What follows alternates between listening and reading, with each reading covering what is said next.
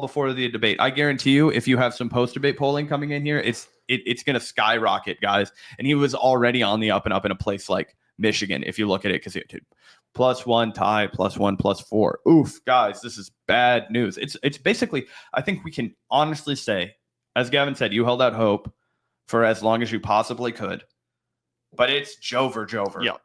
If they keep Joe Biden. Yeah. Joe Biden cannot be our next president. Yeah. Something just like a literal black swan event would have to occur with Trump or with something to make Joe Biden win. An asteroid has to fall at the right time into the ceiling of Trump Tower. I do want to take a look at just some of the mounting calls for Biden to step aside, because I kind of thought that after he came out there and was like, no, I'm not stepping aside, I ain't going anywhere, I kind of figured this would all die down, that the media allies would start to take their orders and, fall in line, right?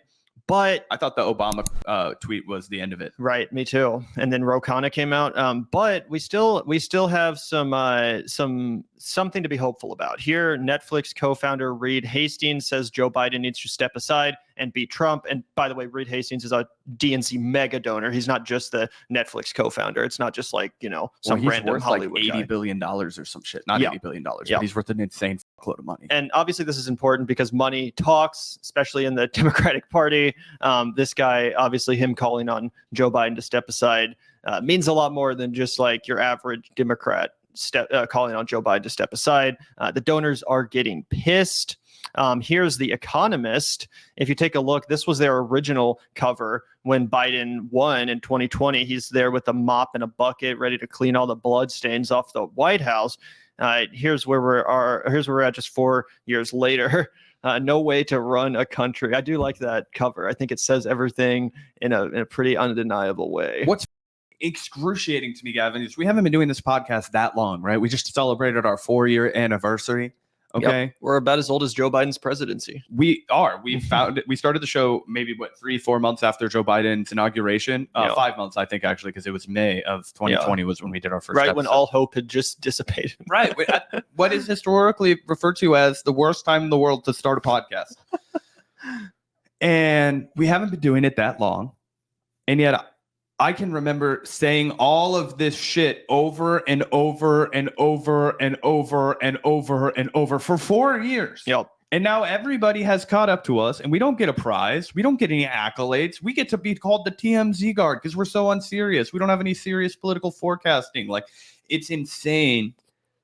We were one of the only channels, guys, who bit our tongue and plugged our nose and tried really hard to cover a Democratic primary, despite the fact that people constantly kind of made fun of us for it. They constantly said, oh, look at you guys, you're just ass kissers, you're just trying to, get proximity to power, all this stuff. It's like, no, we were desperate for there to be somebody to challenge Joe Biden. And while I thought Cenk Uygur's challenge was like not even worth getting into, that was the main reason why we, gave oxygen to the Marianne Williamson campaign, despite our intense disagreements on foreign and even policy. Like the Dean Phillips campaign. Dean Phillips we talked about. That guy was stupid as and he was like an insane Zionist warmonger.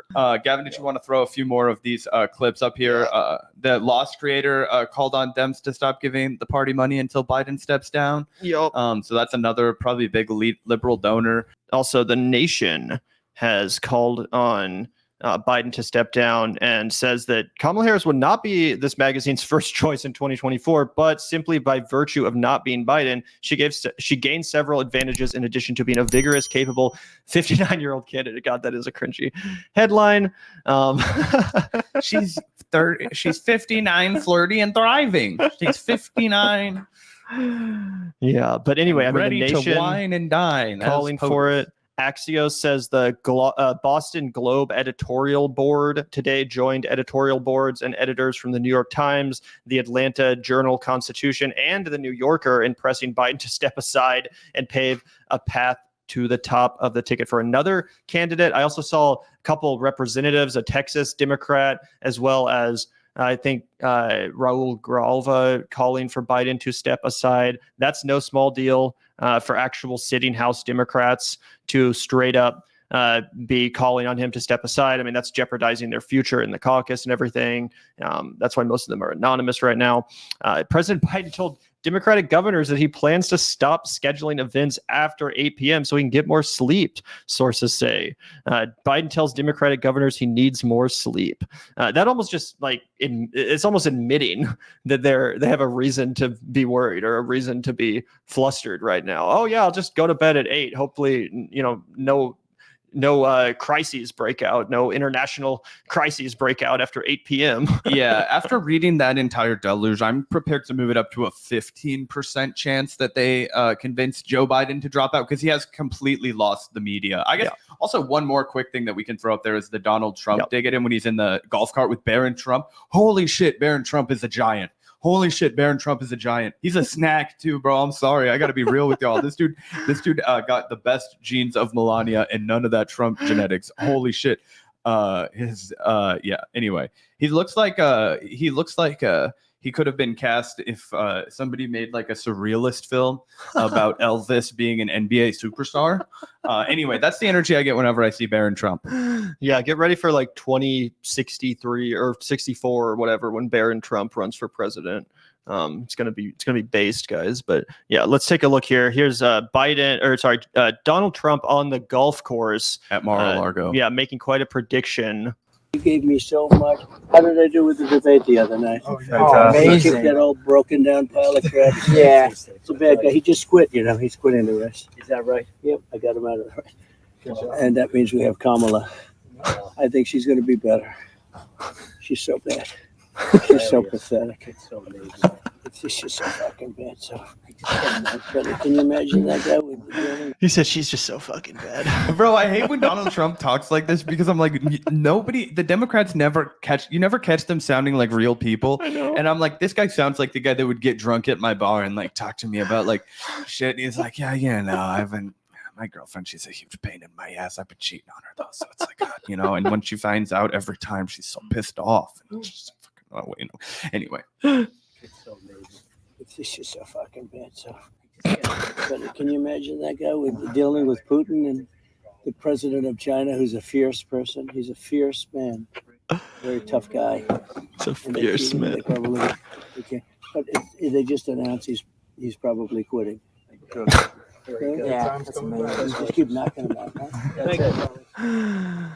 In reality, Trump's probably shitting his pants at the prospect of Joe Biden dropping out because that would mean he actually has to try to win this election. Yeah, we talked about how Sloppy Steve came in the Wildcat analogy. You guys got to hear all about the inspirational story of astronaut turned Viking Joshua Dobbs and how he had a blinking moment of insane lightning in a bottle success only to not be able to replicate that again. And unfortunately, he'll be back to astronautics soon. Yep. Anyway, so Trump officially says Biden is quitting the race. It's obviously possible he's heard something that we haven't. There's been a couple Republican commentators who claim to have scoops or evidence. I think Bill O'Reilly was like, exclusive.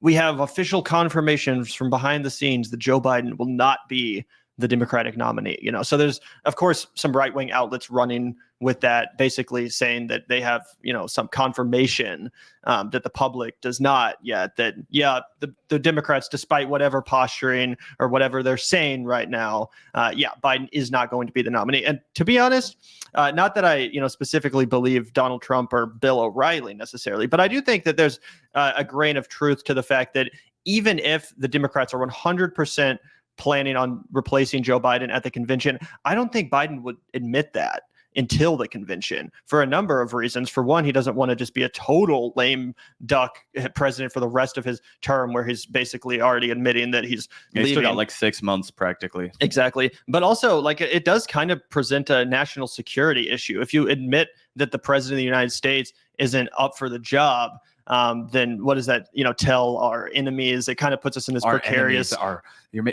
Tell that to the troops, Gavin. Yes, I want Joe Biden to go out there and say this to our boys out there who are fighting for our freedom and justice. The guys who are on the front line in places like Jordan, where the constant threat of the Jordanians and the Somalians and the Syrians too.